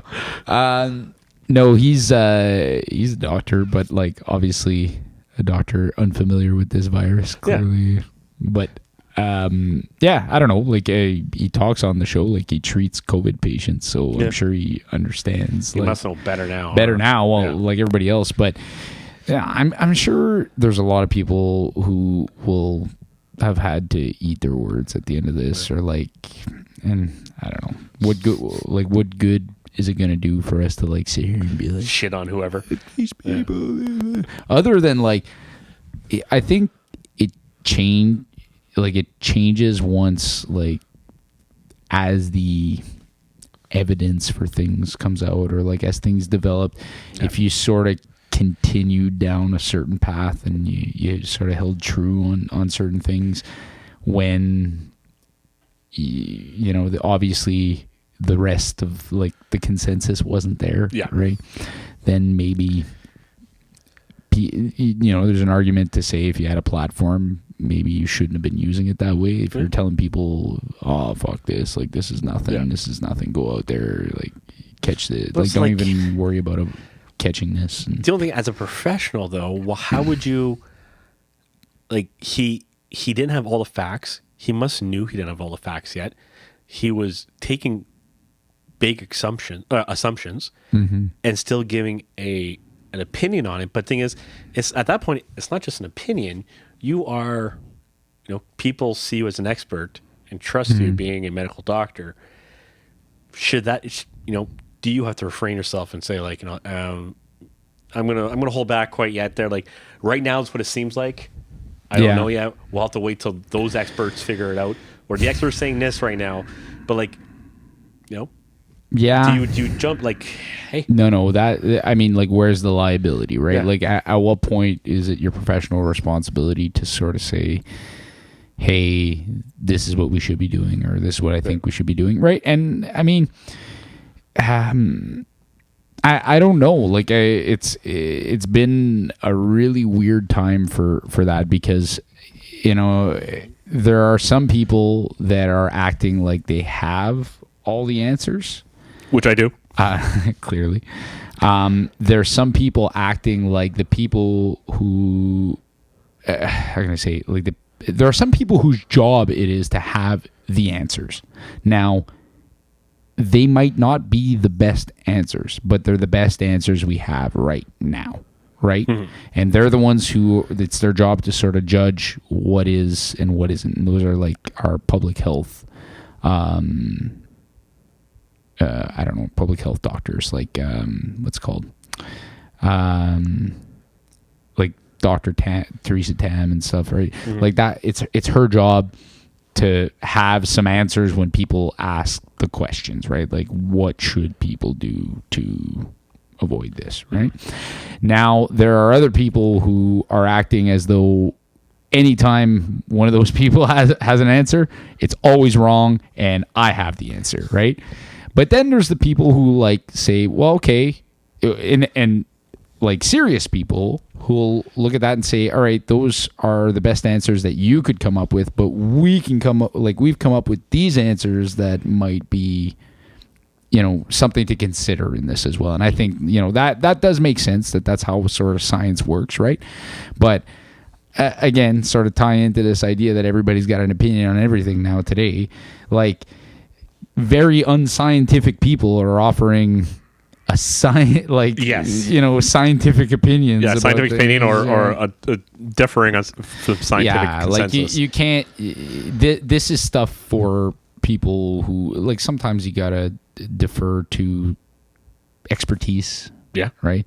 And yeah, you know what? Like, there's a lot of people who are gonna shit on a guy like Dr. Drew for getting it wrong, but like, the guy was at least qualified to give an opinion. Exactly. Right. You're right. You're absolutely right. He had, you know, he wasn't, you know, someone who did the research themselves. No. Yeah. The University of YouTube. So I just want to say real quick, sure. I guess we'll do one last pivot before we call it quits. Okay. I guess the last thing we should know is we can always go to good old president 270 to win. What's that? Is that a 270 wins? Is that the website to? Yeah. And actually, our a friend of the show, Steve Black, just posted a Facebook page, and he's saying his guess right now is Trump 283, Biden 254. So that's his guess right now. That Trump's going to win? Trump's going to win by 283. So he's going to win by what? Pretty well 30 electoral seats. But this is these are the statistics right now. That's what the polls are saying? Yeah. So why Steve Black he thinks that Trump is going to win Florida, Iowa, Georgia, Ohio, and North Carolina. I don't know if Iowa and Ohio would be easy gives. He predicts Michigan and Pennsylvania and Wisconsin are toss-ups. They're leaving Democrats. But yeah, anyways, tough call, especially when right now Texas is a toss-up. So I have a hard time. I don't really understand why like his screenshot says 244 and 240. Well, I guess he did something, but then there's a couple of toss-ups that he predicted to go whatever direction. Oh, but this I understand. This is the actual right now what the polls are saying. Once again, don't know why we're listening to poll locks. But yeah, so they're saying 290 to 163. So essentially, the Republicans only have to really win 107 seats that they're not in contention for, or they're in contention for, where Democrats, if they win what they think they're going to win, take it. Yeah. It's I think the reason why everybody's sort of looking at this with a grain of salt is because of what happened in 2016. Yeah. Right? And it's tough, because like there was no way, like you can look at some of the CNN like clips and they said like, look what we said last year. And like, there's no ways that Trump could win this. Like there's no viable roadmap. And then they're saying the same thing right now. They're like, so we were wrong last time. Yeah. But yeah, that's how, they showed a different kind of different. They definitely ate crow last time, man. Oh yeah. Polling map. It's a polling map saying Biden 259, Trump 125. I guess. Whatever that is. Soros, whatever else that is. Saying the same. 319. Ooh. Oh, anyways. Yeah. 216 actual. So yeah, it was a huge gap for the actual. So that's what happened. That's what happened. He went 306. 306. Wow. And he needed. And let's see what the difference between the 2016 competitive and 2016 very close. I'm just looking real quick. Man. Who knows? But I don't know. That's what I was saying. I'm I feel like it's well, we're gonna have a show. It's kind of like we're gonna have a show on we that have night? A live show. Oh man, live YouTube. Yeah, but the problem is we're gonna get that drunk. no one's gonna. Well, yeah, last time that was a marathon of a podcast. But the problem is they're not gonna have results that night because they're voting by mail. Yeah. So it's like, I mean, I guess we could do like a 2-week long podcast where we're just like on YouTube, like, day 7 on shifts. I think the thing is like there has been a lot of early voting, so I think that will be counted quick enough.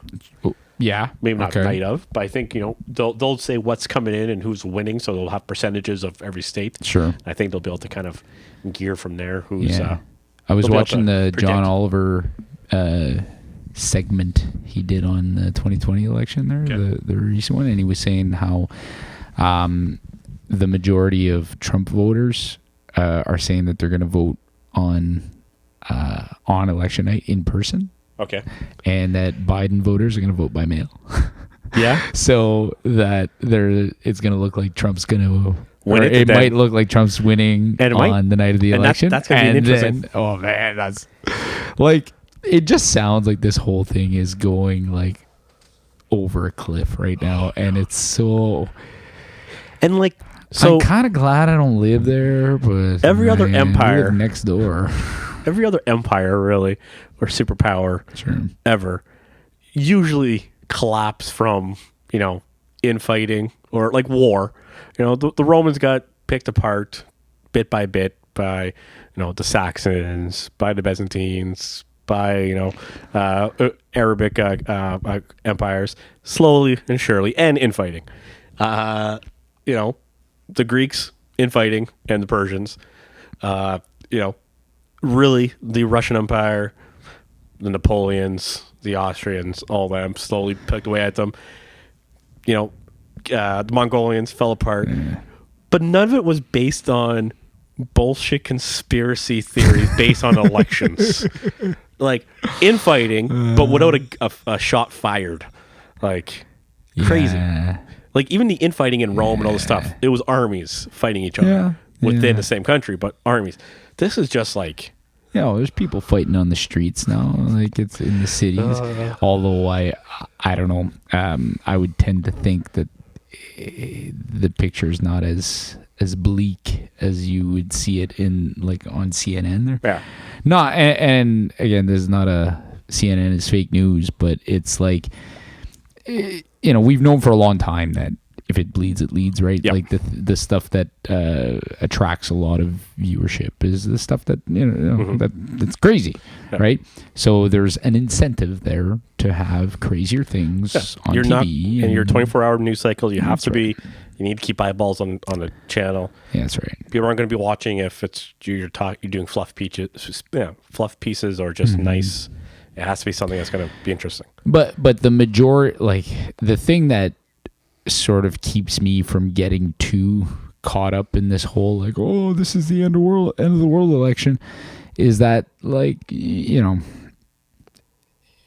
met Americans before, right? Never liked any. No, they're not like, maybe there's, I think sometimes you'll notice things about like maybe the way they'll carry themselves or like they'll speak about something. But really, and you'll just be like, yeah. But in general, it's just normal people, right? You can't tell them apart from anyone else. Exactly. No, you're right about that. So I mean, do you really think that like there's some kind of like crazy interest in having their own country burned down? It's no. And like the dummies you see, and I'm going to say dummies that you see like being interviewed by people from the Young Turk or people from whatever progressive YouTube, like news channel. They're only going to be putting the stuff that's going to be funny to see. That's right. And like, oh, look at this moron talk about this. It's the same thing. Yeah. The incentive's there just to keep your eyes on it. But like my sister-in-law lives in Atlanta, and I mean, she gets up every day, goes to work, like lives a normal life in one of their larger cities, right? Yeah. So it's not like, you don't even have a hockey team anymore. She's not getting up every day, putting on her body armor, and like, all right, maybe she should be. I'm gonna. What's the what's the Corolla expression he uses? Like, get up every morning and run serpentine to the mailbox. Still swivel. No, and that's true. Like that's not happening. And like we can even say the same thing locally right now. We're talking about they talk about homelessness and addictions going on downtown. Yes, we see it in the news. Some people have gotten attacked, some break-ins. But I'll tell you right now, I grew up downtown. Yeah. You came to my house downtown. We walked to the bar from my house when I lived downtown. Yeah. Guess what? I got my bike stolen all the time. Yeah. All the time. Yeah. I remember seeing kids on my bike driving by me. I'm like, that's my bike. And having to clothesline them and grab my bike back. It's been going on forever. So you were the one committing these attacks. Straight up. And hey, I remember going downtown and being asked, do you guys want to fight? And we both look at them. It's like, no, thank you. And I said, okay. We walked by. So like, I don't think this is a new thing. Yes, I would argue that opioid deaths probably have gone up and there's a homelessness issue. Yeah. I don't believe it's a ball being dropped by any agency in the area. Even it's not a ball being dropped by the police, not a ball being dropped by whatever. This is a long time pandemic that's changing, but it doesn't sell to say, oh, nothing happened today. So you're only gonna post stuff online when something horrible happens. Yeah. I remember, when I was at the bank, I had to kick out. We had to like tell drunk people to get out all the time. So still happen. Is there an uptick? Good chance. We are the local hub. It's a pandemic. The little jobs a lot of these small communities had are gone. Mm-hmm. So these people who have no services to get are coming here where we have services to offer. That's right. So we're getting concentration of people that other communities don't have. Sudbury and North Bay don't have that type of draw from surrounding Yeah, communities. an influx like Influx. that. Yeah, We have- like they might, but I think it sort of gets. But you don't get Sudbury doesn't get a bunch from Sterner and Surgeon Falls and Verner. Yeah. They don't get a bunch of people coming in. Once they get so far, they go to the Sioux. Once they get so far to the other direction, they go to North Bay. Yeah. And they're all kind of close together. Timmins is in the middle of nowhere, and all the small communities nearby and all the ones up the coast, up to a certain point west, all go to Timmins. At one point, Thunder Bay, and let's be honest, Thunder Bay has been rough for a long time. Well, yeah, For a long Yeah. time. So, that has their own ball of issues there. So, yes, there might be an uptick in certain things going on in town, but it's that social media echo. You have 3 or 4 news agencies that post on Facebook all the time, but they'll talk about the same crime or the same person who's arrested. It's the same thing all the time, and it's getting to the point now. But people are believing that this is, it's Mad Max downtown. I still get my sushi and go get my pita and all that. yeah. I think definitely the pandemic's probably lessened like a lot of general public foot traffic, so maybe it looks like it's more focused on like homeless individuals that are hanging around downtown. But one of the things that you had forwarded me or kind of pointed me towards an article there of council talking about ways to address homelessness in Timmins. And one of the things that I thought was really interesting in that article that our counselor, friend of the show, Michelle Boileau, mentioned was that she was sort of trying to differentiate like the crime aspect and the substance abuse aspect, like teasing out the difference between homelessness, addictions, and crime, right? Like all three of those things, there's some overlap in those issues, but not all homeless people are addicted to, have substance abuse problems or commit crimes, right? Or not all drug abusers commit crimes or are homeless. Exactly. Or not all, criminals are drug abusers or homeless. That's right. So it's, these are 3 different issues that require 3 different approaches, right? Like the crime issue doesn't necessarily, and I think sometimes it does get simplified by the general public, right? Like we're very quick to just be like, oh, okay, so and so had a break in there. Oh, it's because of all the people who are homeless downtown, right? When no, like you can't just lump everybody into that, into that group, and it's it speaks to a larger issue of like how we see homelessness in general, like and how we see homeless people, but it's becoming easier and easier to sort of lump all homeless people together into that because there's mental illness, there's like circumstance, there's poverty, there's so much, right? And I think right now there's a push for a one-size-fits-all fix, which kind of happened behind closed doors, and I have some insight to that, but I can't. I'm not going to really share it right now. But I think that this is something that's been going on for years and going on for a long time. And actually, there was a couple articles. Hasio Canada had one, and I think one of the radio stations had an article how there was a group that got together, some medical practitioners at the hospital and addiction services. I was on that call also with the MPP and EMP, but this is something that's been going on, like this opioid stuff and drug abuse pandemic has been happening for a while, and it's just like long-term care issue that essentially has appeared. So elderly care has been people have been arguing for more money to be given to long-term elderly care, yelling for it, arguing for a it. long time. And then this pandemic hits and we're like, oh shit. Now it's like front and center. Front and center. Oh yeah. Okay. People are dying. We realize this is like, okay, this is bad. Yeah. And now you have a conservative government saying, we're going to give more money to it. They never were going to before. And now this is happening. And guess what? You go on the news, you see anything about Sudbury, it's Sudbury downtown, it's always about, opioid use and crime, blah, blah, blah. It's like this in every community. They're talking about it everywhere.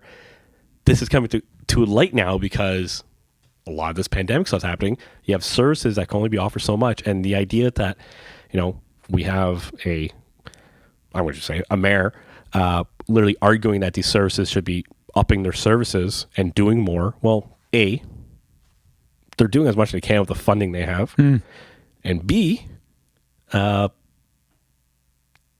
is a pandemic happening, a virus that's going around, and are you going to force people to do certain things and put themselves in danger? Like are we?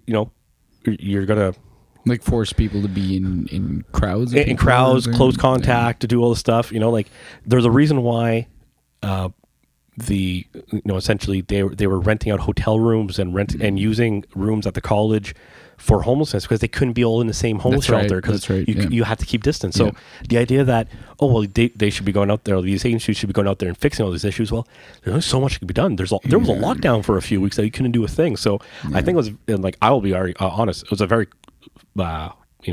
short-sighted and very oblivious statement made by our mayor at the time, and I was very against it. I had quite the discussion, but yeah, we'll see what happens. Yeah, there was the aspect of them sort of criticizing local services or regional services that they weren't opening up or doing their thing, and it was an interesting argument because we were open, or the one that I deal with was open, so I don't know what the hell they're talking about. Well, I mean, yeah, and I think in the end, it's one of the things that's important is to not lose sight of the fact that there might be some disagreements between the parties involved, but ultimately everybody wants the same thing. Yeah. Right? So, it doesn't really serve anybody to.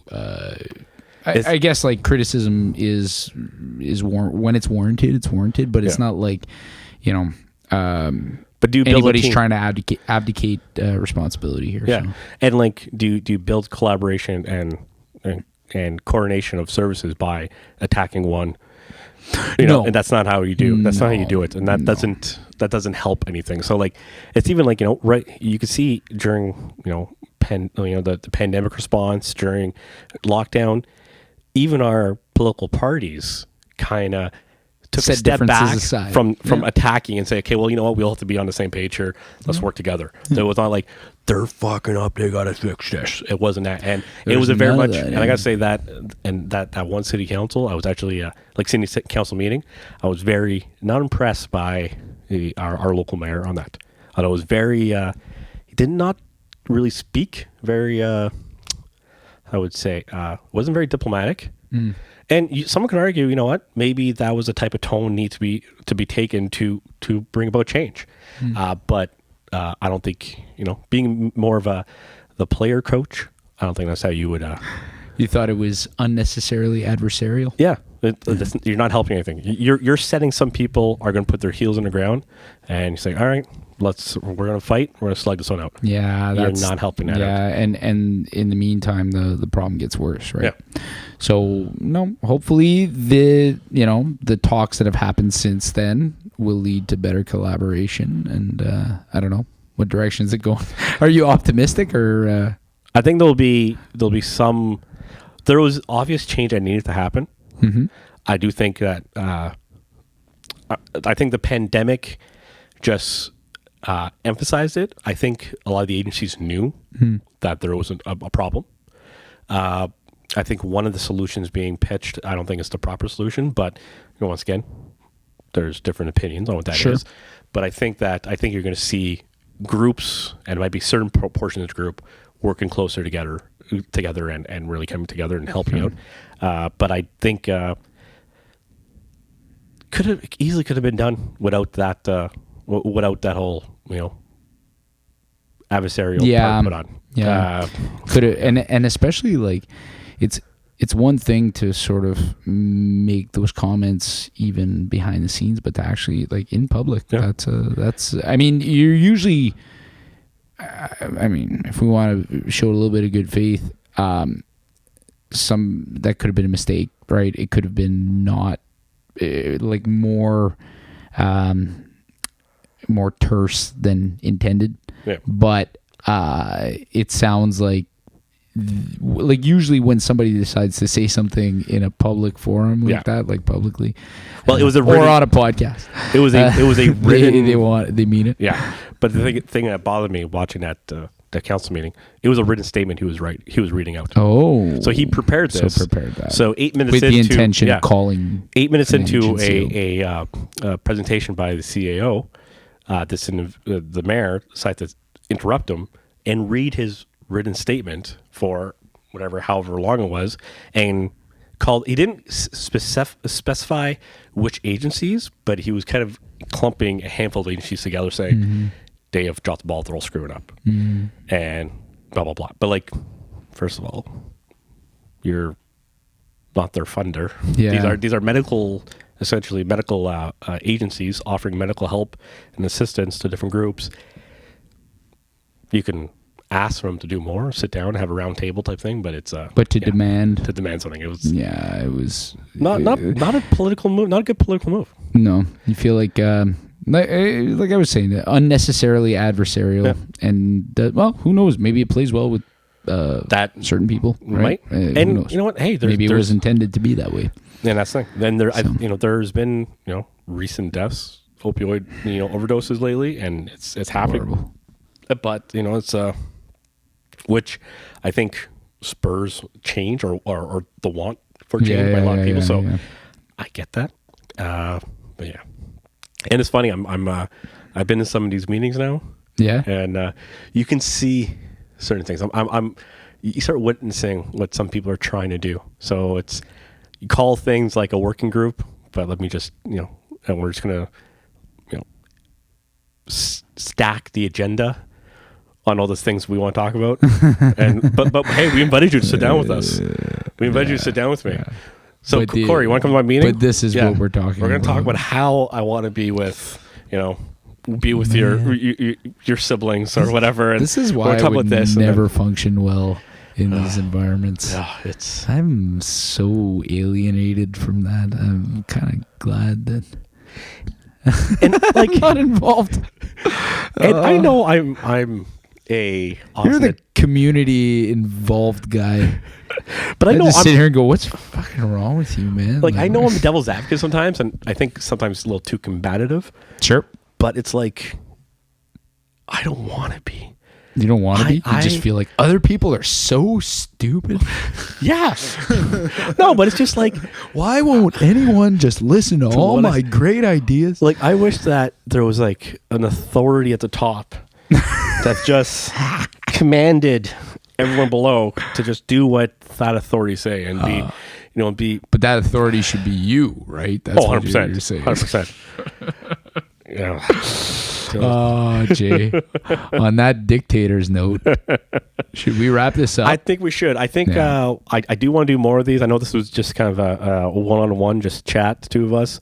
Yeah. But I wouldn't mind to bring some other people in. I know we can get that rebel rouser lefty Steve Black on the podcast. I know he would probably chat. He'd like to come back. I know. I was speaking with Charlie. I know he was willing to go on. I know Gilles would probably be willing. He might want to do a Skype one or something instead. Yeah. I want to do a few more. I know originally before the pandemic hit, I reached out to Kelly Massioli from Massioli Construction, and we spoke to someone else. I'm trying to remember who now. I can't remember for the life of me. We had Charlie, we had her, and we had somebody else. Can't remember who. Anyways. Sorry to that person. I can't remember who you were. But no, I wouldn't mind to get this going a bit more. I know we said that last 2 we did. But I know... the last 4 reboots? Yeah, Jesus Christ. It's all right. But I know we did like 2 in a row there, then we stopped. But that's all. I know Johnny would be willing to sit in.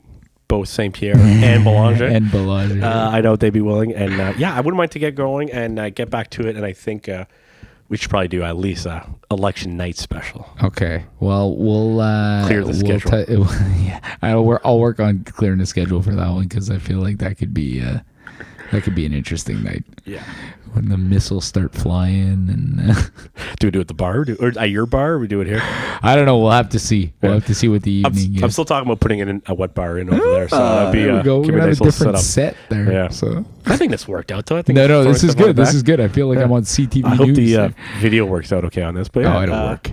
But next to that, I'm good. You good? Yeah, I'm good. Thanks so much, everybody, for joining us on another episode of Beer and Bullshit. Do you have a quote? Do I have a quote? No, I did not look one up. All right. So that's Jay's quote for today. Quote unavailable. Come back again. Outlook looks foggy. All right. Take care, everybody. Everyone. Wednesday, Thursday, Friday. Monday, Tuesday, Wednesday, Thursday, Friday. Saturday, Sunday. All through the week we've been drinking beer.